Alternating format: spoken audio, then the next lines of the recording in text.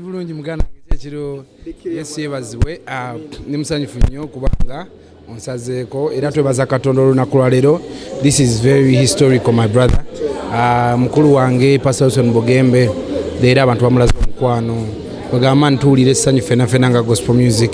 This is not only Pastor Bugembe winning ne ffenna nga babulizi b'enjiri ffenna tuwangulira wamu era nebaza abantu mwenna abazze bonna abatulaba essaawa eno nga mubadde ku sheeno nebaza Katonda olw'obulamu bwammwe era nsaba Mukama bawe n'emitima gyammwe kyegyeyaane mwebale nnyo okusupportinga gospel music ate mweyongere otusupportinga kubanga tukyalina shows nnyingi omwaka guno eza gospel mujje mufune ebyenjawulo mu concerts. Muganda nge concert eno sofa ogirabye otya?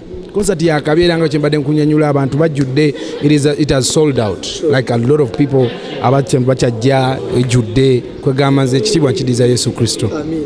Bako buli special baweereza Pastor Wilson Bugembe olwayo ku lunaku lw'olwo. Pastor Bugembe njagala okugamba ekintu kimu nti if it wasn't for you osanga ffe abasinga singa tetuyimba. But thank you for standing the time, thank you for standing to serve. It's not easy newe bali kwewaayo neweereza Katonda not to inspire nga ffe. Nze Pastor Bugembe mwagala ku mutima gwange era is one of my biggest inspiration. Buli mulaba nendabanga Katonda muwanguza nange nzikiriza nti Katonda nange najjantwala. So Pastor Bugembe, I love you from the bottom of my heart and thank you so much. Thank you so much for serving God and thank you for loving God by loving people.